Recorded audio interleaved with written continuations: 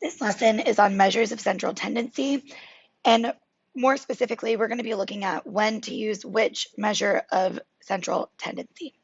So before we get started, we need to talk about an outlier. An outlier is a data point that is very different or far from the other data points.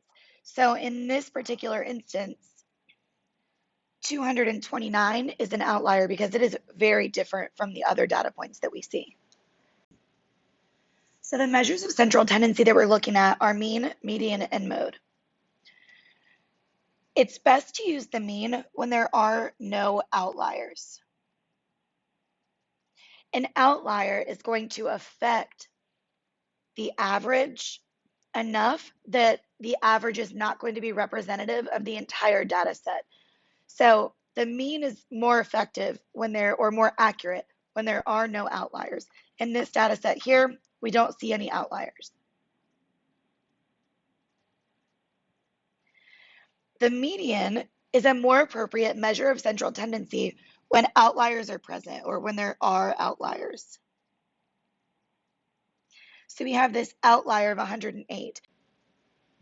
So we don't want to use the mean to represent the data because here, when I add that outlier of 108, it's not going to be representative of the entire data set. So let's look at how that would affect it.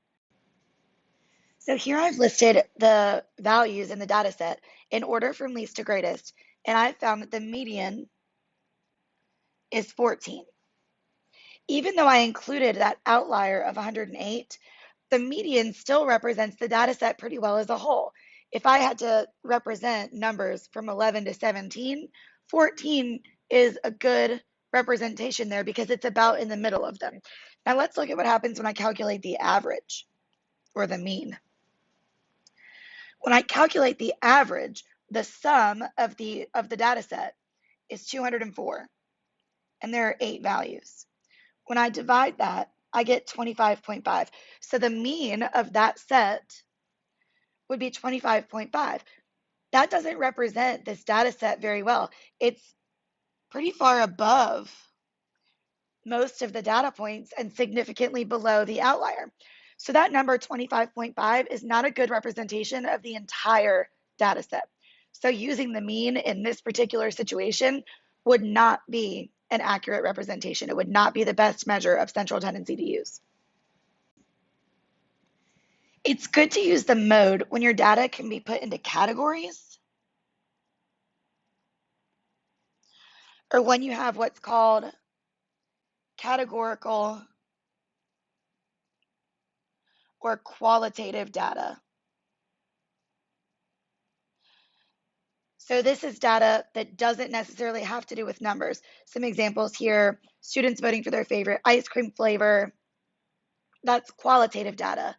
You're going to have a number of students for each category, but the output is not necessarily going to be numerical. So let's look at some examples.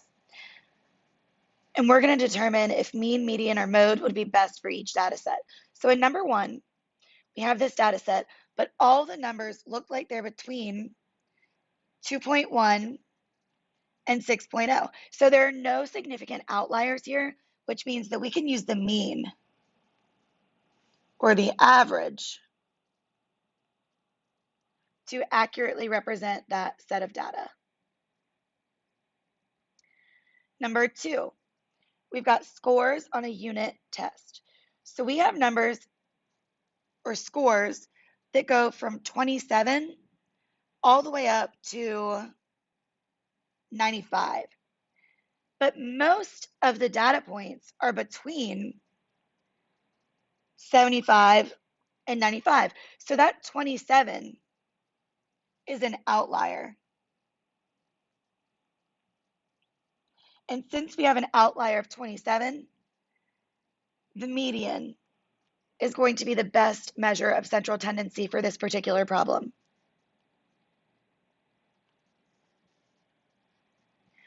Looking at number 3, the price of milk at 6 different grocery stores. I've got numbers that range from $2.50 all the way up to $3.88. That's not a huge range, and there are no significant outliers that are far away from the other data points. So because this has no outliers, we can use the mean. And number 4, we've got favorite types of sandwiches. PB&J, ham, turkey, ham, grilled cheese, PB&J, ham. That's categorical or qualitative data, so we're going to use the mode. Looking at number 5, places the Olympic team won. So these data values do have numbers in them, but actually they're categories: first place, second place, and third place. If I were to find the average of 1, 2, and 3, that's not going to help me much.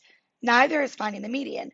What's going to help me is knowing what place the team came in most frequently. So in this situation, mode is probably going to be the best. For number 6, ages of students in a college art class. We've got numbers ranging all the way from 18 to 54, but most of the data points are between 18 and 25. So this number 54 is an outlier.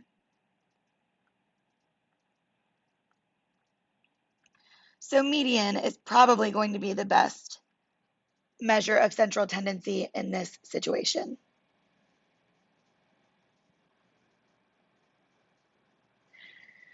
So now that we've looked at measures of central tendency, I hope it's a little bit easier for you to decide what situation works with what measure of central tendency to get the most accurate representation of your data.